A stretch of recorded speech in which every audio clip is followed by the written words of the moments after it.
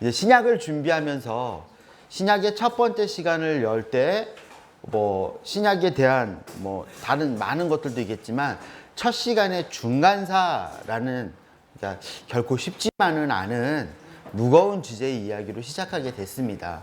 그래서 좀 중간사의 정의부터 해서 저희가 좀 보도록 하죠. 여러분, 우리가 성경을 볼 때 먼저 구약 성경이 있어요. 그리고 신약 성경이 있습니다. 구약 성경의 마지막 선지자는 누구일까요? 예, 지금 두 이야기가 지금 나오고 있죠. 세례 요한이라고 말하시는 분도 있고, 그리고 말라기라고 말하는 사람들도 있어요. 정확히 말하면 구약 성경의 마지막 선지자는 세례 요한이 되겠죠. 그러나 저희가 보통 상식적으로 생각한다면 구약 성경의 마지막 책을 기록하고 있는 말라기라는 사람이 말라기라는 책을 저작했고요. 그리고 저희 성경에서는 구약 말라기에서 마태복음까지 이렇게 넘기는데 시간이 얼마나 걸릴까요? 제 성경은 2페이지가 있어요. 1초.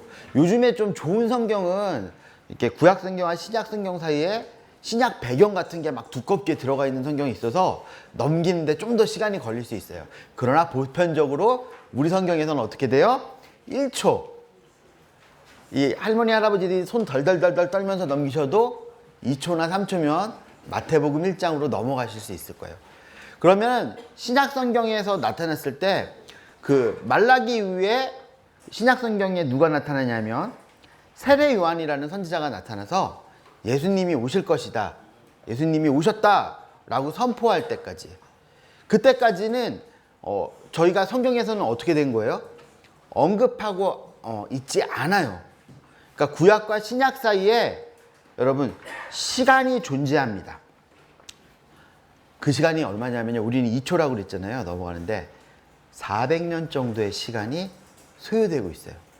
여러분 10년도 아니고 20년도 아니고 몇 년이라고요? 400년이요. 저희가 일제 36년 지배를 받으면서 우리 민족성이 좀 변했다는 이야기를 많이 하죠. 우리 언어가 바뀌었죠. 그리고 사람들의 생각이 바뀌었어요. 400년이라는 시간은요, 문화를 바꿀 수 있는 시간이고 사람들의 생각과 사람들의 생각하는 틀과 구조를 바꿀 수 있는 시간이에요. 그러니까 구약 성경 마지막 책 말라기에서 신약 성경으로 훅 넘어왔을 때요, 우리가 성경을 우리에게 설명하고 있지 않지만 낯선 사람들을 만나게 되죠. 전에는 이스라엘 사람이었고 유다 사람이었는데 신약 성경에 오면 사두개인이 있어요. 바리새인이 있어요. 열심당도 있대요. 에세네파도 있고, 더 재밌는 건요, 구약 성경에서는 이방인들이 하나님을 경외했어요, 안 했어요? 경외하지 않았어요. 그런데 신약 성경에 오면 가는 곳곳마다 신약 성경의 전체 안에 전반에 마치 도도한 강처럼 흐르는 하나님을 경외하는 이방인이라는 전혀 생각하지도 않았던 부류들이 나타나요. 그리고 이 이방인의 믿음과 유대인의 믿음이요, 갈등을 갖고 오는 것 같아요. 그래서 우리 사도 바울의 서신서를 공부하다 보면 가장 큰 이슈들은 할례 받지 않아도, 율법 지키지 않아도 주 예수만 믿으면 뭐 한다고요? 구원을 얻는다라고 귀에 딱지가 않도록 이야기하고 있는 게 바울 서신의 전반적인 내용이죠. 반면에 바울 서신의 면면을 들여다보면 그걸 반대하는 사람들도 있다는 걸 알게 돼요. 누구예요? 유대인들. 유대인들 가운데서도 특별히 유대인이면서 예수님을 믿는 사람들 중에 어떤 사람들은 그것만 가지고 안 되고 이런 일들을 해야 된다는 내용이 있어요. 우리가 그 현상에 집중하게 되죠. 그래서 신약 성경을 보면서 그 현상에서 막 문제를 보게 되는데, 근데 정작 그 현상을 있게 한 시간, 400년이라는 시간의 결과물이라는 걸 저희가 봐야 돼요. 그래서 저희가 오늘 그 400년이라는 시간, 그러니까 말라기에서 마태복음, 구약에서 신약 사이에 껴있는 400년이라는 시간을 보게 될 거예요. 여러분, 이게 중간사, 그러니까 중간이잖아요. 신약과 구약의 중간에 있는 역사라는 의미가 될 겁니다. 도대체 무슨 일이 있었을까? 정의가 있죠. 넘어가고요. 중간사를 공부하면서 솔직히 좀 중간사는 되게 넓고 되게 깊은 시간이에요. 400년이라고요. 그동안 있었던 중요한 사람들의 사건과 일화만 이야기해도 우리에게 허락된 시간이 부족할 거예요. 그렇죠? 자, 그래서 저희가 이 공부를 하면서 중간사를 우리가 이렇게 공부했으면 좋겠다. 이 강의를 통해서 이걸 알면 되겠다 싶은 걸 제가 좀 요약 정리를 해봤어요. 그러니까 제가 중간사라는 400년이라는 시간이 있는데 그 400년이라는 시간을 다 다루지 않고 그 중에 요것에 초점을 맞추겠습니다 라고 타깃을 정하고 있는 거죠, 지금. 그러니까 여러분들 가운데 지식이 있으신 분들은 중간사 뭐 어떤 왕들, 안티오쿠스 에피파네스, 뭐 셀류키드 왕조, 톨레미 이런 이야기들 막 기억나실 거예요. 그래서 궁금하실 게 있는데 근데 저는 오늘 그 이야기를 많이 해드리지는 못해요. 그러니까 그런 건 내가 나중에 이거 정말 역사 궁금해요 라는 분들은 저에게 오시면 제가 정말 재미있게 참고했던 책이 한 권 있거든요. 그 책을 제가 소개해 드릴게요. 그거 보시면 될 거예요. 근데 그 모든 역사 이야기를 알고도 연도를 알고 사람 이름을 달달달 외우고도 이걸 모르면 그 중간산을 공부한 의미가 없어지는 그 열쇠를 저희가 오늘 하나씩 갖게 될 거예요. 첫 번째, 중간사는 제가 뭐 400년의 시간이다 라고서는 막 장황하게 설명을 했지만 한마디로 정의한다면 이스라엘이 멸망한 후부터 예수 그리스도께서 등장할 때까지의 시간입니다 라고 설명하면 되는 거예요. 그럼 여러분 이스라엘에 몇 번에 걸쳐서 멸망했죠? 3번. 정확히 말하면 이스라엘은 BC 722년에 아수르라는 제국에 의해서 선빵으로 날아가요. 그리고 북이스라엘이 멸망하고 남유다가 홀로 남아서 한 100여 년 정도 홀로 믿음의 싸움을 싸우다가 바벨론에 의해서 몇 방이에요? 1펀치, 2펀치, 3펀치에 3번에 나가 떨어지는 그런 일들이 있는 거죠. 그러면 중간사를 공부하려고 역사를 시작하면 어디서부터 시작해야 되겠어요? 이스라엘의 멸망 그리고 유다의 멸망의 시기로 저희가 먼저 시선을 좀 돌려봐야 될 필요가 있는 거죠. 그리고 예수님까지 오실 때까지의 무슨 일이 있었는가라는 거예요. 자, 400년 정도의 특별한 기간이 있었다고 말씀을 드리는 거예요. 그리고 그 시간이 영향력을 미쳤다고요. 우리는 그 시간에 무슨 일이 있는지 모르지만 그 시간이 낳은 결과물이 신약성경이에요. 신약성경. 그러니까 신약성경을 읽을 때 그 결과물을 있게 한 배경을 알아야죠. 배경을. 그래서 신구약 중간사라고 했지만 거기에 플러스 알파하면 신약 배경사라고 좀 여러분이 좀 이해를 가지시면 좋을 것 같아요. 그럼 이 400년의 시간은요 2줄기로 흘렀어요. 첫 번째 줄기는 유대인에게 흐른 거죠. 자, 유대인에게 이 시간은요 고통의 시간이고 아주 힘든 시간이었어요. 룰루랄라 400년이 아니고요. 민족이 존재하느냐 민족이 말살되느냐라는 절명의 순간이었어요. 그리고 이 절명의 순간마다 우리 언약 백성이잖아요. 여러분 삶에서 가장 힘든 일이 빡 터지면 누구를 기다릴까요? 하나님을 기다리고 하나님의 음성을 찾았는데 여러분 창세기부터 말라기까지 하나님이 한 번도 침묵하신 적이 없다고요. 수다쟁이 그런 수다쟁이가 없으세요. 계속해서 말씀하시고 선지서 보면 정말 귀에 딱지가 않도록 했던 말 또 하고 했던 말 또 하고 했던 말 또 하는 반복의 대가 그런 분이시죠. 근데 이 400년 동안요 하나님이 선지자를 보내지 않으셨어요. 힘들어 죽겠는데 숨이 깔딱깔딱 넘어가는데 심지어는 죽었는데 수많은 순교자들이 나타나고 수없이 믿음을 향해서 깨지고 마치 약속 때문에 믿음 때문에 벽을 향해 돌진하는 시간을 갔는데 그럴 때 하나님께서 잘하고 있어 힘내 야 내가 갈게 이런 말씀을 주면 이 사람들 정말 살고 싶을 거예요. 정말 힘이 날 거예요. 근데 하나님이 400년 동안 말씀하지 않으셨어요. 그래서 이 400년이라는 부르는 시간 중간사라는 시간을 부르는 또 다른 별명이 있습니다. 침묵기 암흑기. 여러분들 이 침묵기와 암흑기는 누구에게 의미가 있는 거냐면 유대인에게 의미가 있는 거예요. 유대인에게는 침묵이었고 유대인에게는 암흑 같은 시간이었죠. 그래서 유대인들이요 그 침묵과 암흑 가운데 하나님을 기다리다 보니까 이 사람들 안에 생각이 여러 가지 측면으로 고착된 게 있어요. 그래서 예수님이 그 400년이라는 시간의 끝에 예수님이 나타나셨잖아요. 근데 예수님을 평가하는 기준이 400년 동안 생겼다고요. 메시아를 평가하는. 저희가 오늘 그거 공부할 거예요. 그걸 알아야 복음서에서 유대인들이 하나님, 예수님을 거절하는 이유가 뭔지 그 사정을 좀 볼 수가 있겠죠. 그리고 또 한 줄기의 강줄기가 있는데요. 이건 이방인들에게 흐르는 거예요. 여러분, 실제로 이 400년이라는 시간은요, 세계에서 고등학교 때 공부하는 시간이에요. 왜 그러냐면 이 400년 이전의 시간의 역사는요, 사실 심심하고 별로 볼 게 없어요. 근데 예루살렘이 멸망할 때쯤부터 시작해서 고대 역사가 파도를 타기 시작합니다.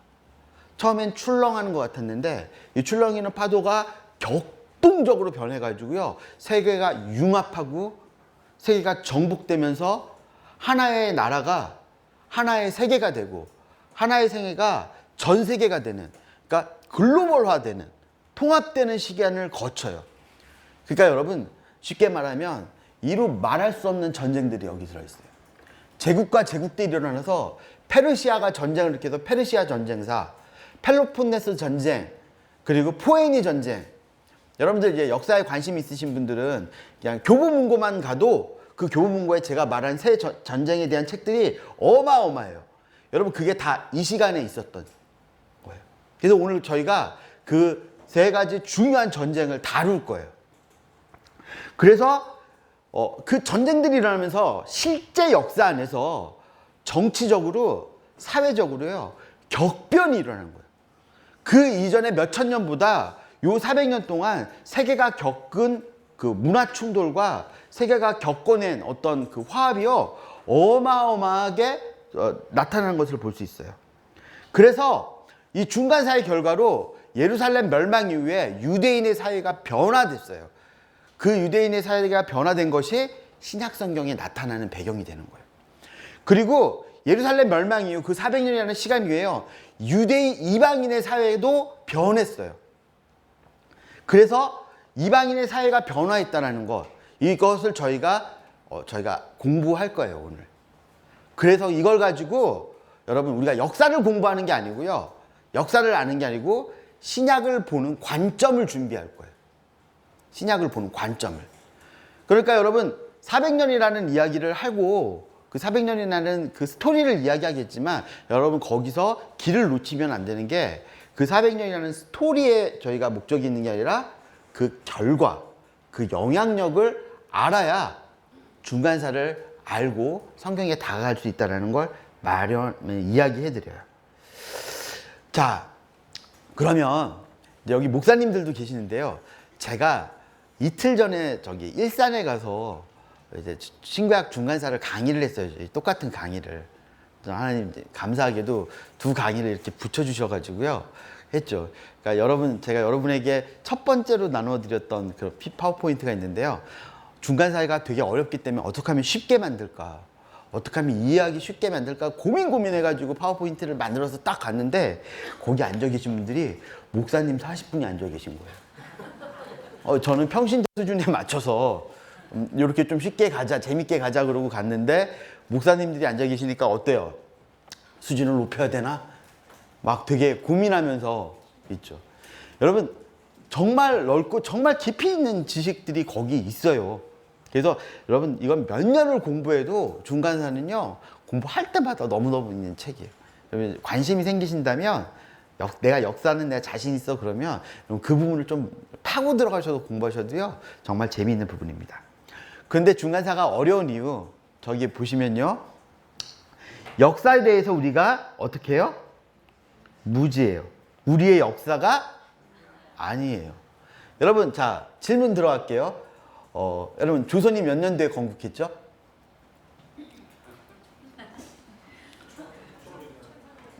예. 임진왜란이 몇 년에 일어나셨죠? 역사에 관심들이 있으시고, 대개는 이렇게 하면. 자, 여러분 보세요. 우리나라 역사도 연도를 잘 기억 못해요. 우리나라 역사도 사람들 잘 몰라요. 근데 이 역사가 우리 역사예요? 아니에요. 여러분, 역사를 알려면요, 역사만 아는 게 아니라 역사는 사건이잖아요. 사건하고 하나 더 알아야 되는 게 뭔지 아세요? 지리를 알아야 돼요. 지리하고 문화도 알아야 돼요. 우리 지리도 우리 잘 모른다고요. 우리 문화도 우리 잘 모른다고요. 근데 성경의 지리와 성경의 문화를 알아야 그 역사가 보이는 거예요. 저 어저께 밤에 혼자 교보문고 가가지고 저는 한 3시간 놀다 왔거든요. 어디서 놀았는지 아세요? 지리 코너에서 놀다 왔어요. 여러분 가면 세계사의 장면을 지리하고 연결시켜가지고요. 그래서 어저께 제가 진짜 기똥찬 책 하나 발견했어요. 지명으로 보는 세계 문명사라는 건데요. 그 지명 보다 보니까 고대 그리스인들이 땅끝이라고 불렀던 곳이 있더라고요. 어딜까요? 안 가르쳐 주고요. 저도 그거 갖고 이제 공부해야죠. 어저께 한 권 사갖고 왔거든요.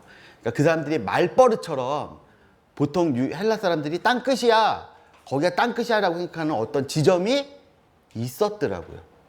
그러고 보면 힌트 드릴게요. 바울이 서바나를 향해서 굳이 가려고 했던 이유가 그거 아닐까라고 생각하는 아이디어가 어저께 저희가 좀 있었어요.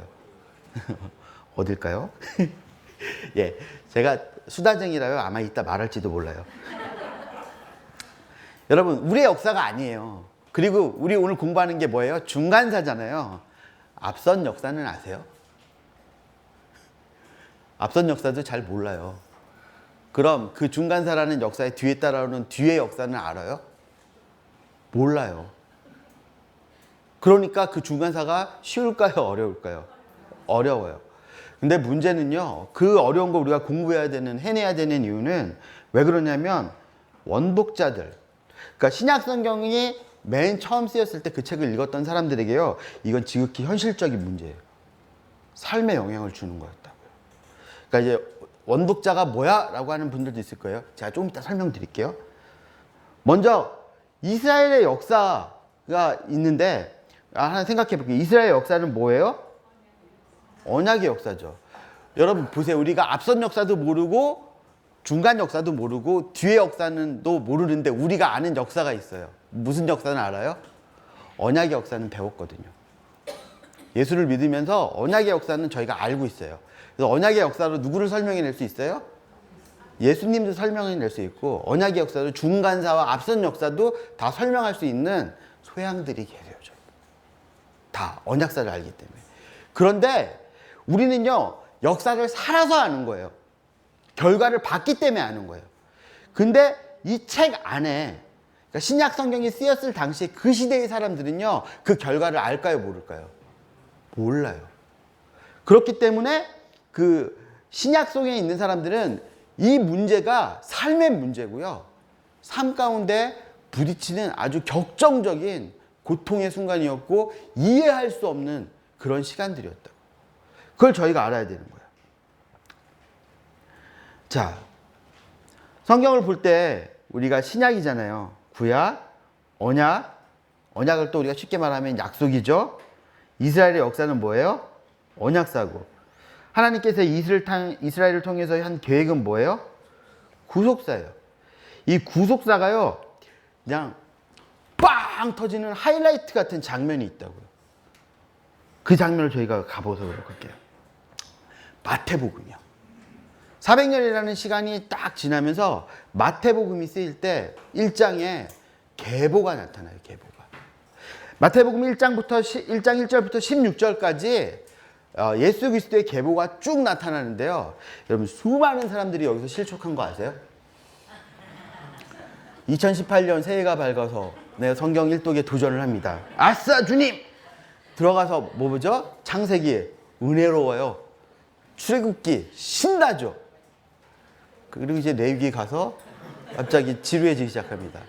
1장, 2장, 7장 어떻게 넘겼어? 그 피냄새 나는 걸 막 죽이고 찢고 막 그런 불태우고 했는데 그 다음에 뭐 알록달록하고 먼지에 점에 그래서 여러분 그 다음에 덥고 신약으로 가자.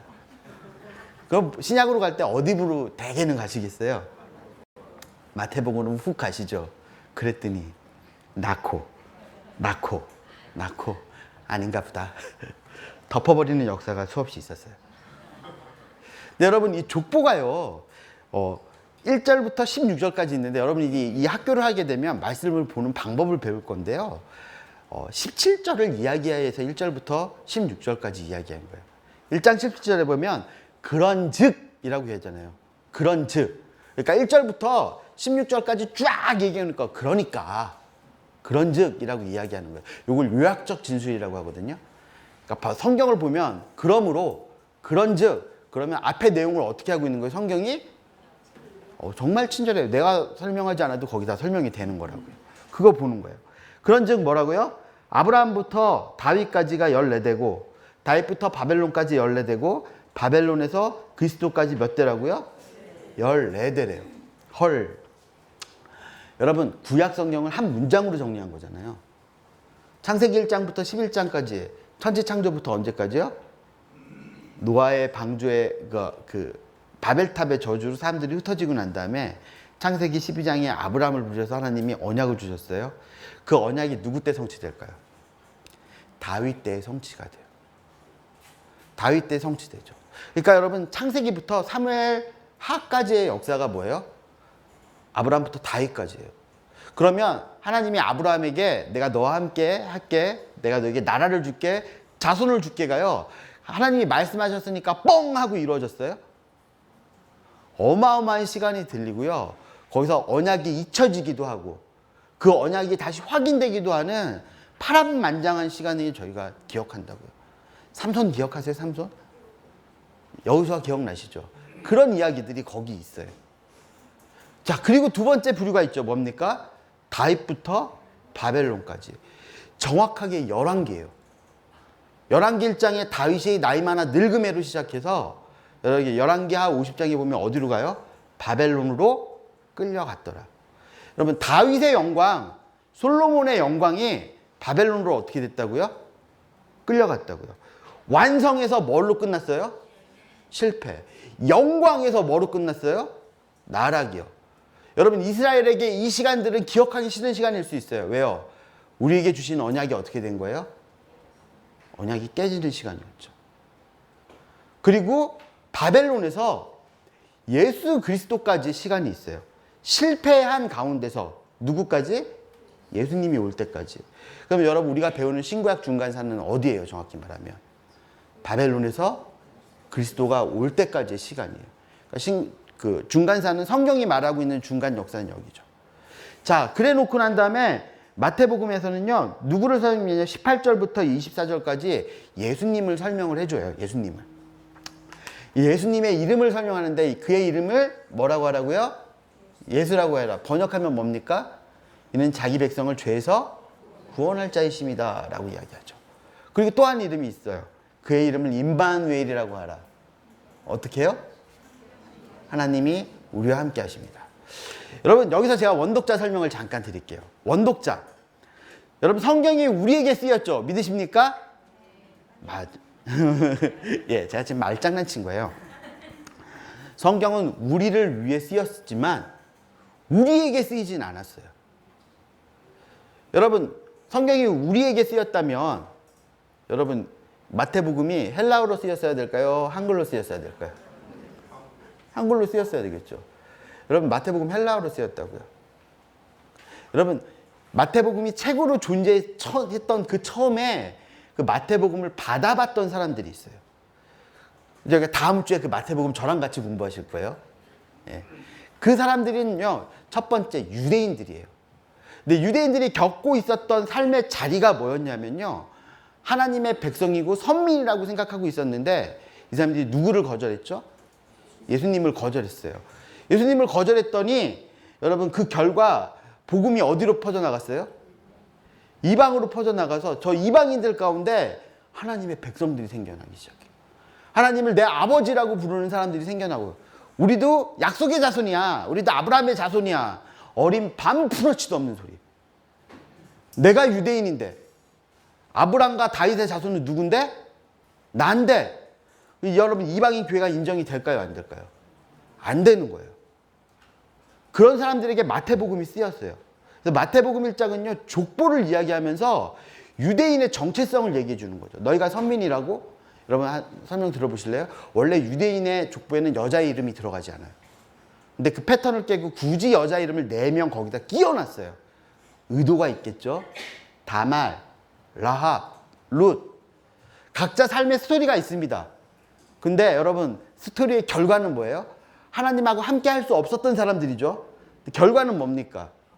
함께함을 입원했어요. 예수님이 누구라고요? 임마누엘. 하나님이 우리와 함께 하신다. 연관이 되죠.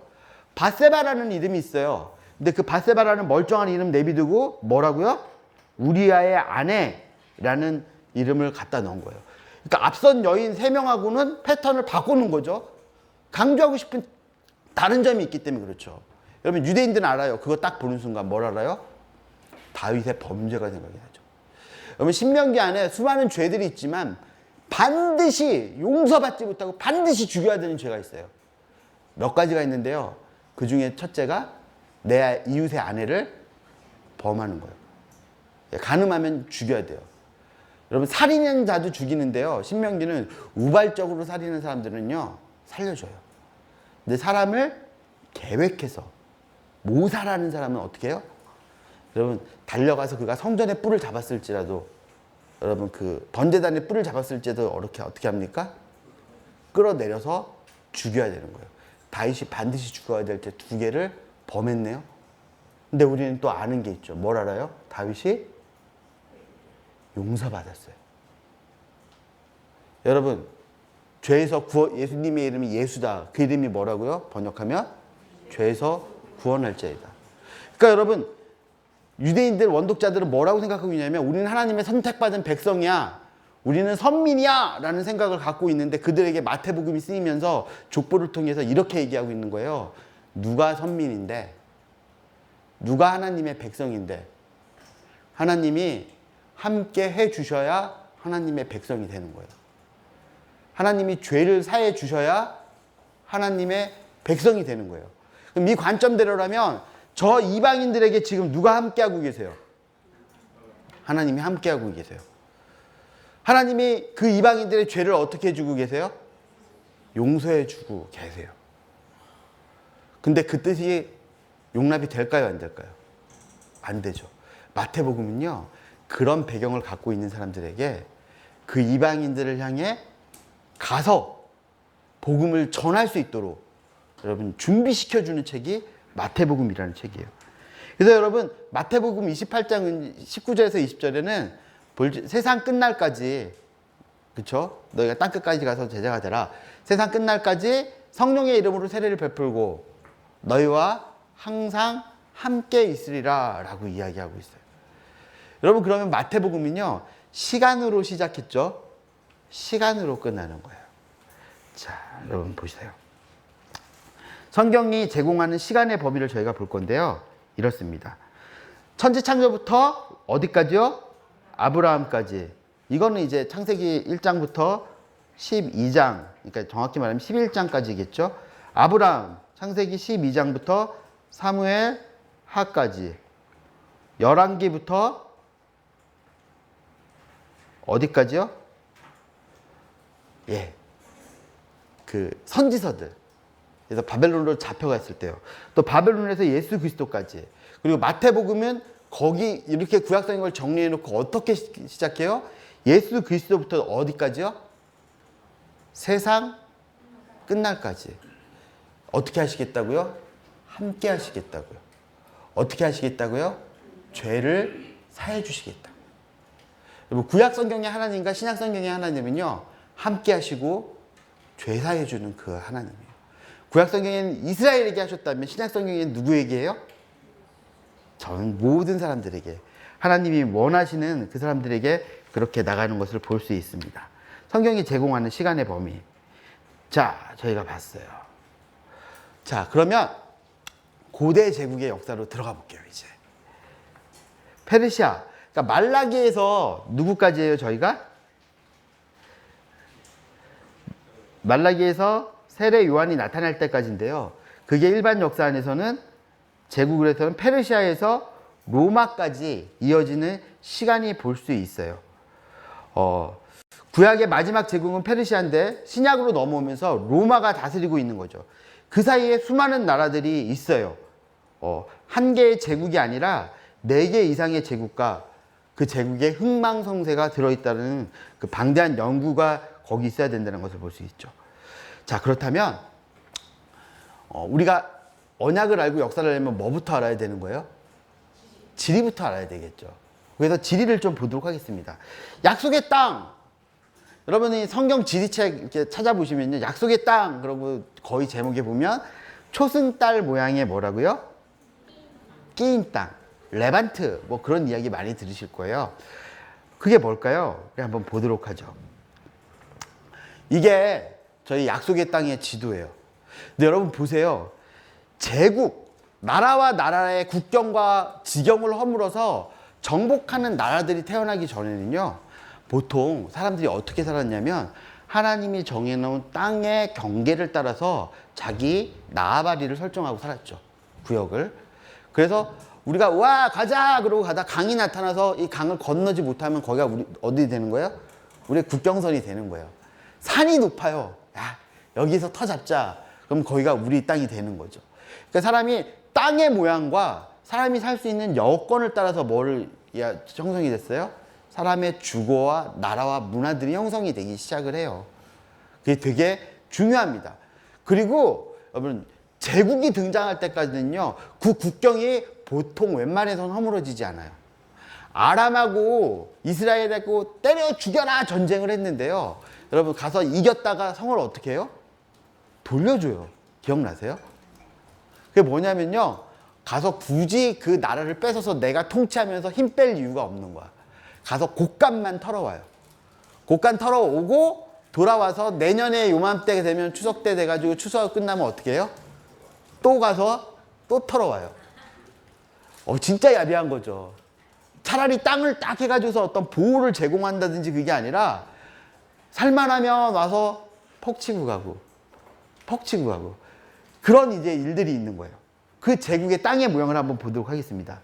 여러분 이 땅에요, 북쪽에는 타우루스 산맥, 쿠르디스탄 산맥, 자그로스 산맥이라는 만년설 이상 있는 산맥이 쭉 있어요.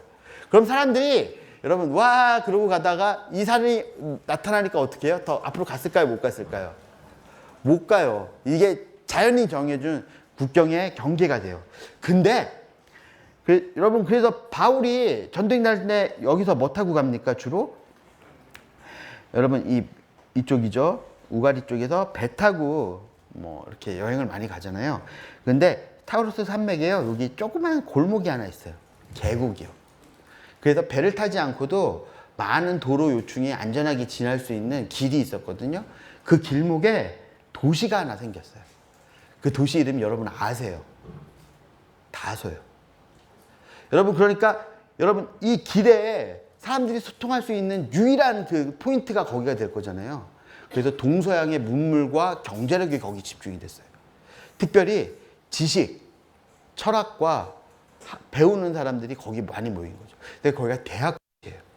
그래서 거기에 동양과 서양과의 어떤 학문 같은 것들이 굉장히 많이 밀접되어 있던 곳입니다. 거기 출신의 저희 사람 한 분 알죠? 누구 아세요? 바울이요. 바울이 그럴 만한 동네에서 태어났어요. 그런 교육을 받고 자란 거죠. 자, 그리고 여기 밑에 뭐예요?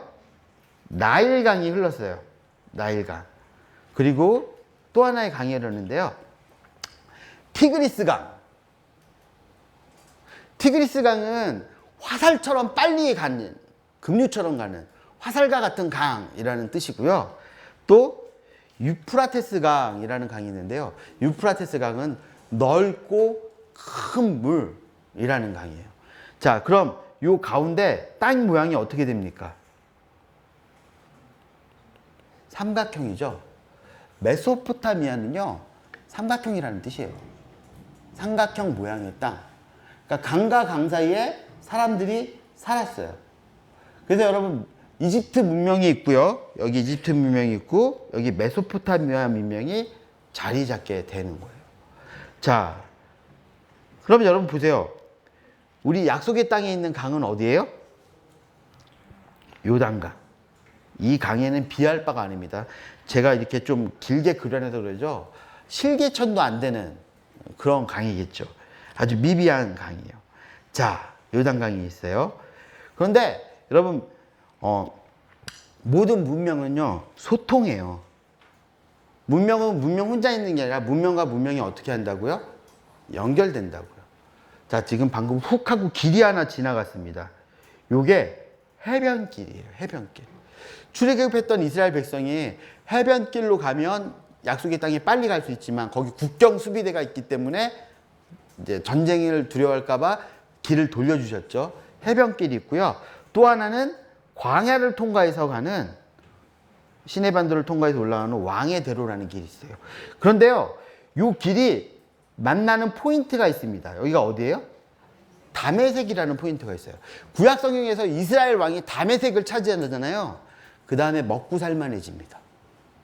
다메섹을 차지하기 전에는요, 막 계속 조공바치고 쫓겨다니다가 힘이 생겨서 다메섹을 딱 차지하면 그 다음부터는 경제적으로 부강해져요. 왜 그럴까요? 무역로잖아요. 무역로의 포인트. 그러니까 모든 교통의 요충지, 북쪽으로 가려면 반드시 거쳐야 가야 되는 다메섹이라는 도시가 있어요. 저희가 아까 신약성경에서 가장 중요했던 한 사람 얘기를 했죠. 바울. 바울이 예수님을 어디서 만났어요? 다메섹에서 만났어요. 자, 그러면 이렇게 됐는데, 근데 또 하나가 있습니다. 갑자기 불타. 저희 아이들이 흥이 나면 불타오르네를 외치면서 뛰어다니는데요. 이 땅의 동쪽에는요, 아라비아 사막이 있어요. 그 불타올랐잖아요. 사람이 못 사는 땅이에요. 그렇죠? 그래서 여러분, 이 땅의 모양이 여기 우리 약속의 땅이 있잖아요. 동쪽에서 바람이 불고 남쪽에서 바람이 불면요, 동쪽 사막의 뜨거운 바람과 남쪽 사막의 뜨거운 바람이 불어와서 살아 숨쉬는 모든 것을 그냥 확 말라버리게 하는. 여러분, 우리가 가을에 풀이 마르려면 한 며칠 정도 걸려요. 적어도 보름 한 달 이상은 걸리죠. 근데 여긴 이 동쪽 바람과 남쪽 바람이 불면 3일이면 풀이 말라서 먼지처럼 변해버려요. 야고보서에 보면 인생을 뭐에 비유합니까? 풀의 마름과 같다. 그거 우리 몰라요. 이 바람을 모르기 때문에. 근데 여러분, 동남풍아 불어라, 서북풍아 불어라 노래하시잖아요. 그죠? 동남풍아 불어라. 예, 동방풍이 불고 서북풍이 불면 다 말라 비틀어지는 거예요. 그렇게 신나게 부르실까들. 여러분, 그래서 사람이 살 수 있는 땅이요. 네. 방금 뭐 지나갔죠? 여기 있잖아요. 이게 무슨 모양이에요? 초승달 모양이에요. 그래서 지리책에 보면 초승달 그러는 거예요. 그냥 땅의 모양이 초승달이 아니라 사람이 살 수 있는 그런 배경을 가지고 보니까 이렇게 됩니다. 자, 거기에 우리가 공부하는 땅이 여기 있잖아요. 근데 여긴 게이트예요. 여러분, 아나톨리아로 대표되는 유럽 쪽, 이쪽하고요, 티그리스 강을 대표로 하는 메소포타미아와 나일강이 되는 이 세 개 문명이요, 서로 통하려면 어디를 통해야 돼요? 여기를 통과해야 돼요. 여기를. 그 약속의 땅에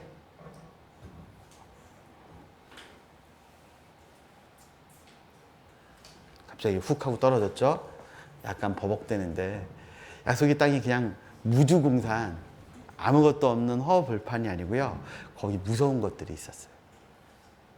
하나님이 그 사이에 누구를 갖다 놨다고요? 이스라엘을 갖다 놓은 거예요. 그리고 하나님이 그 땅에 갖다 놓고 구약의 역사를 보면요, 여기 나타나는 이 나라들의 힘을 빼요. 힘을 뺄 때마다 이스라엘이 부강해지고 이스라엘이 영역을 넓혀가요. 근데 이스라엘이 반역하거나 하나님을 멀리 하잖아요. 그럼 얘네들이 다 하나같이 어디로 내려와요? 이스라엘로 내려와서 툭툭 건들고 가는 그 일들을 볼 수 있습니다.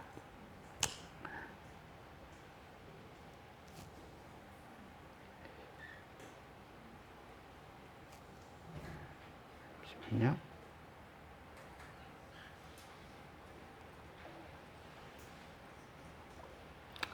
자, 그 땅에 있었던 저희가 제국들을 봤죠. 그 제국과 땅의 모양과 제국들을 봤는데 그 제국의 역사에서 좀 포인트를 잡아볼 나라가 있어요. 바벨론과 로마. 보세요. 바벨론, 페르시아, 알렉산더의 헬라 제국, 톨레미 왕조, 셀류키드 왕조, 로마. 이 사람들의 공통점은요, 모두 예루살렘을 점령했던 사람들이에요. 점령했던 나라들. 특별히 위에 바벨론하고 밑에 로마하고 제가 밑줄 쫙 그어놨죠. 이 두 나라의 공통점은 예루살렘 성전을 멸망시켰던 나라들이 이 두 나라입니다. 그러니까 여러분, 이 제국들이 그냥 가만히 있었던 것이 아니고요, 계속해서 유다에 영향을 미치고 유다 가운데 와서 무너뜨리는 그런 일들을 했던 나라라고요. 자, 바벨론부터 제가 볼 필요가 있는데요. 구약의 선지자들이 활동했던 그 열왕기 하 중반부부터 이렇게 쭉 보기 시작하면 선지자들이 나타나가지고요, 계속 메시지를 외쳐요. 메시지는 하나님이 너희를 심판하실 것이다. 근데 그 심판의 증거가 뭡니까? 예루살렘 성전을 멸망시키겠다라고 이야기를 해요. 내가 멸망시키겠다. 그거 이스라엘 백성들이 믿었을까요? 안 믿었을까요? 안 믿어요. 왜 안 믿어요? 세상에 어떤 신이 자기가 살고 있는 자기 신전을 멸망시키는 신이 어디 있어? 그렇죠? 세상에 어떤 신이 자기 백성을 다른 신의 백성에게 넘기는 신이 어디 있어? 그러니까 그들의 세계관에서는요, 이해가 안 되는 거예요. 그래서 선지자들이 얘기해도 아닐 거야. 여러분 이제 구약 성경 보셨으면 예레미야 같은 경우에는 에스겔에 보면 우리는 예루살렘은 뭐라고요? 솥단지고 우리 솥단지 안에 있는 뭐라고요? 고기야. 그러니까 밖에서 아무도 우리를 못 건드려. 니들이 그러고 있다. 그래서 내가 그 솥단지 밑에다가 가스버너를 넣겠다. 그래서 너희를 통째로 고기를 익혀가지고 온 열방에 나눠주겠다. 그렇게 하는 거예요. 그러니까 예루살렘이 이 사람들에게는 헛된 소망이고 헛된 희망처럼 자리 잡고 있는 거예요. 하나님은 이미 벗어나셨는데. 근데 그 예루살렘의 멸망으로 하나님 앞에서 가장 건방지게 굴었던 선지자가 한 명 있어요. 그가 바로 하박국이에요. 선지자 하박국의 질문. 하나님, 어떻게 해서 의인이 이 모양이 되고 악인이 득세함이 어찌 됨입니까? 라고 그래요. 사실 이 배경은 612년, BC 612년에 아수르가 바벨론에 의해서 멸망당하는 612년부터 605년까지 멸망당하는 그 여정 가운데 있었던 일인데요. 609년에 아수르가 멸망하는 걸 아수르를 좀 도와주기 위해서 애굽의 바로 느고라는 사람이 여러분 도와주러 올라가요. 근데 그걸 누가 가로막냐면 구약성경 분이 너무 잘 아느냐. 요시야 왕이 짜잔 그러고 가로막습니다. 그러니까 유치원생이 대학생들 싸우는 싸움에 끼어든 거예요. 그래가지고 원펀치도 아니죠. 그냥 올라가는 길에 툭 쳐가지고서는 박살이 나요. 죽어버립니다. 근데 요시야 왕은 저희가 기억하고 있죠. 이스라엘에서 굉장히 큰 부흥을 일으켰던 사람이에요. 그래서 하나님의 말씀을 다시 말씀의 자리에 놓고 의인들을 세우고 하나님의 일로 힘있게 사역하던 사람인데 너무 허망하게 죽었어. 그러면 부자가 망해도 3년은 먹고 산다고 그랬는데 3년은 의로워야지. 이 유다도. 왕이 죽자마자 어떻게 해요? 급격하게 원래대로 돌아가는 거예요. 죄로. 그러니까 하박국이 묻는 거예요. 의인이 이렇게 허망하게 세상을 등지고 악인이 다시 득세함이 어떻게 되는 겁니까? 하나님 왜 이렇습니까? 라고 현실에 대해서 따져 묻는 거죠. 그랬더니 하나님이 대답을 하세요. 내가 갈대아 사람들을 데리고 와서 이 사람들을 심판할 거다. 내가 갈대아 사람들을 일으켜서 이들을 포로로 잡아가고 막 그렇게 해서 계획을 얘기해 주시는 거예요. 그랬더니 하박국이 그게 이해가 돼요, 안 돼요? 더 안 돼. 아니 하나님 의로운 하나님인데 악인을 들어서 악인을 심판하신다니 말이 됩니까? 안 됩니다. 2장에 보면 나는 그 성로에 올라가겠습니다. 망대에 올라가겠습니다. 여러분 망대에 올라가서 누구를 봐요? 적군이 오나 안 오나를 본다고요. 근데 하박국이 망대에 올라가서 누구를 기다리는 거예요? 하나님을 보겠다고요. 하나님이 뭐가 된 거예요? 우리의 적군이 된 거죠. 예루살렘 무너뜨리자. 이 성벽 헐자. 나 한판 떠서 니네 뭉개버리겠다. 선지자는 이렇게 하는 거예요. 하나님 그런 하나님 아니시잖아요. 하나님 계획이 있으시잖아요. 왜 이러세요? 라고서는 하나님 앞에 딱 묻고 막 계속 외쳐물어요. 그때 하나님이 그렇게 하는 이유를 설명을 해주세요. 우리 하박국 찾아보도록 하겠습니다.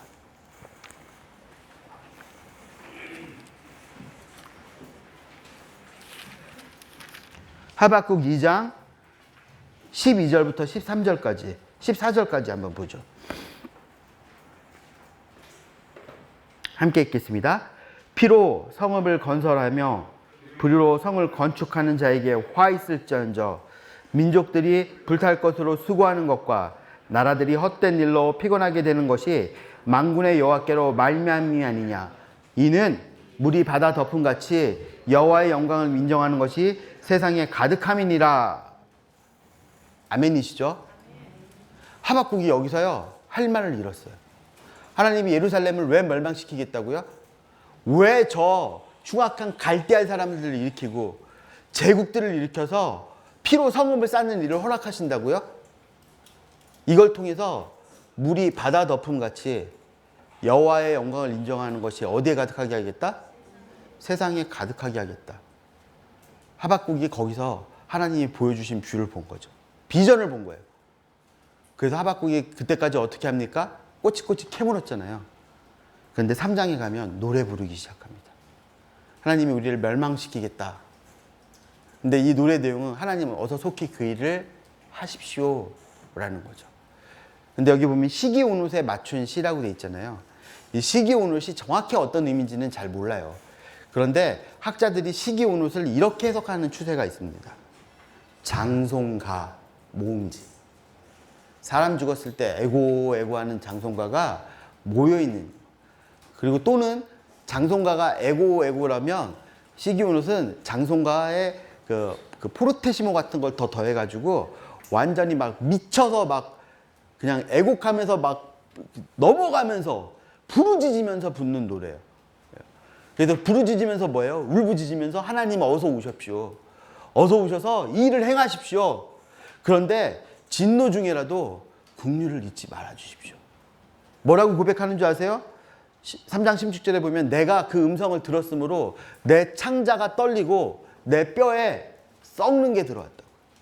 그러니까 그 하나님의 뜻을 알았는데 그 뜻이 이루어질 때까지 자기 민족이 겪어야 되는 고통을 생각하니까 창자가 떨린다고.